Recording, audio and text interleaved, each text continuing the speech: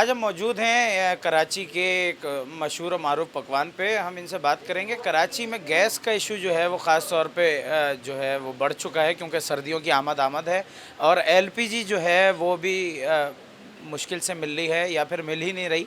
और एक और नया जो है वो नई बात आई है सामने कि 12% जो है वो एलपीजी के रेट्स इंक्रीज़ होंगे।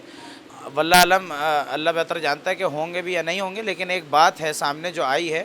हम इनसे बात करना चाहेंगे कि अगर एलपीजी के रेट इंक्रीज़ होते हैं तो कारोबार पे उसका किस तरह से वो असरअंदाज होता है, सेल पे वो किस तरह से असरअंदाज होता है, इनको कितनी मुश्किलात का सामना करना पड़ता है। जी सोहेल भाई बताइए।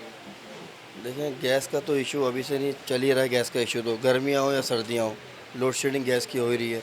और अभी कमर्शियल जो गैस हमारी लगी हुई है, उस पर भी एक तो गैस पे पैसे बहुत बढ़ गए हैं। उस पर कारोबार पे बिल्कुल असर, महंगाई की वजह से कारोबार पे असर बिल्कुल पड़ा है।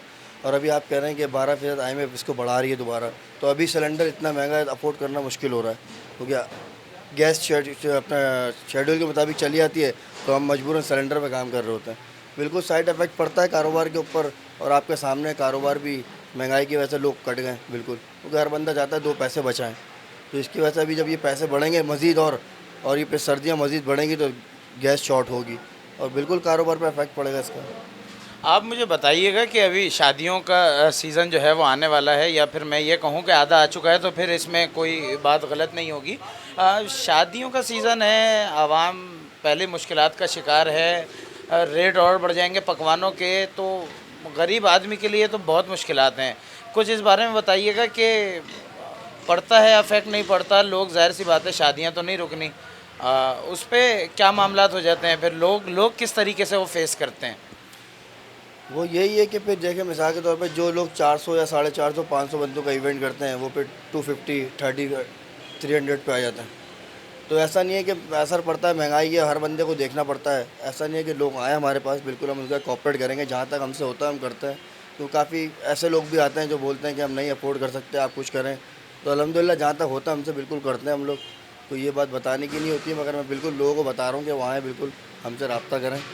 बिल्कुल जहाँ तक होगा हम कॉपरेट करेंगे। महंगाई एक अपनी जगह है, इंसानियत एक अपनी जगह है। अच्छा, एक आम तासुर है कि ज़ाहिर सी बात है, गैस की जब प्राइसेस बढ़ेंगी तो फिर जो है वो रेट भी बढ़ेंगे। आपने बहुत अच्छी बात की कि हम करते भी हैं ताउन और करेंगे भी इंशाल्लाह। अल्लाह ताला आपको तौफीक दे कि आप ताउन कर सकें। लोगों के लिए एक कॉमन मैसेज आपने दे दिया। आप मुझे मज़ीद ये बताइएगा कि जो गैस की लोड शेडिंग है, चलें अगर पैसे ना भी बढ़ाएँ, तो जो गैस की लोड शेडिंग हो रही है, क्या उससे भी इफ़ेक्ट पड़ता है आपके कारोबार पे? बिल्कुल, बिल्कुल पड़ता है कि कभी कभार तो ऐसा होता है कि शेड्यूल के मुताबिक ही गैस चली आती है, और कभी ऐसा होता है कि यहाँ पर गैस ही अवेलेबल नहीं होती और गैस चली आती है। तो बिल्कुल मुश्किलात होती है, भागना पड़ता है। और अभी भी हो रही है। अब मिसाल का सुबह मैंने एक सिलेंडर मंगवाया, सुबह के बाद अभी 4 बजे मेरे पास आया है। अभी इस दौरान में जो मसले मसाइल हुए उसको फेस किया फिर।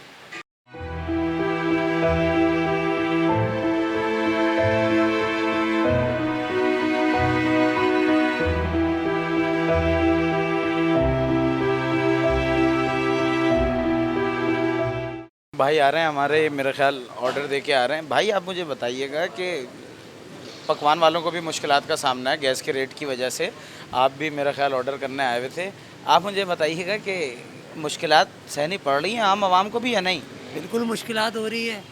अब ये जो देख, बीफ की देख मिल रही थी 12-13 हज़ार रुपये की, उस पर भी 1-2 हज़ार रुपये इन्होंने बढ़ा दिए हैं।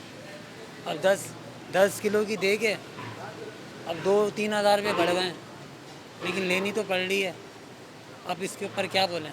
आप मुझे बताइएगा कि आप ऑर्डर देने आए होंगे और उतना ही ऑर्डर दिया है या फिर कम की है क्वांटिटी, क्योंकि रेट तो काफ़ी हाई हैं, जो मैंने भी बात की मुझे भी पता लगा। नहीं, रेट तो हाई है, लेकिन अमाउंट इतना जेब में नहीं था। लेकिन 12 किलो की लेने आए थे देख, लेकिन 10 किलो की करवाई है देख भाई।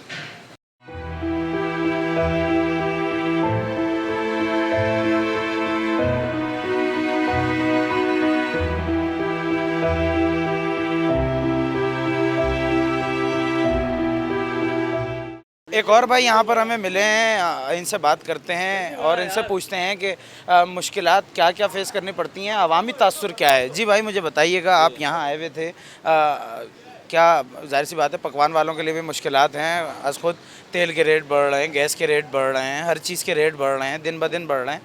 आवाम किस तरीके से सफ़र करती है इनके जब रेट्स बढ़ते हैं, तो जाहिर सी बात है ये भी कवर करेंगे ना उसको। आवाम किस तरीके से सफ़र करती है, आवाम का क्या तासुर है वो बताइएगा। अस्सलाम वालेकुम। बहुत मसला ये है, इतनी महंगाई हो गई है, इतनी एक्सपेंसिव चल रहा है, हर चीज़ के रेट ज़्यादा बढ़े हुए हैं यहाँ पे। तो आप खाना भी बनाने आते हैं तो वो भी डबल अमाउंट के अंदर हमें मिल रहा है। तो यहाँ पे आवाम ही पिस रही है गवर्नमेंट के चक्कर के अंदर। हर चीज़, बिल भी महंगा, गैस भी महंगी, हर चीज़ तो महंगी है। तो आवाम क्या करे इसके अंदर, ये मुझे बताएं ना। सारी चीज़ें, हर चीज़ महंगी हो गई हैं। पेट्रोल के रेट देखें, अप डाउन चल ही रहे हैं, वो भी पेट्रोल भी बढ़ रहा है, डॉलर भी बढ़ रहा है। जब डॉलर बढ़ता है तो पेट्रोल भी बढ़ रहा होता है, हर चीज़ बढ़ रही है। उसमें पकवान वाला क्या करेगा, गैस वाला क्या करेगा।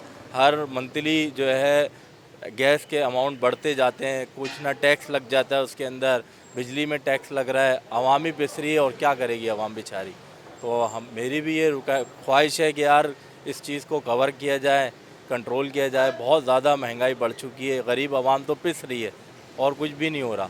बाकी जो बड़े बड़े लोग हैं, गवर्नमेंट इदारे हैं, वो तो इस चीज़ का फ़ायदा उठा रहे हैं।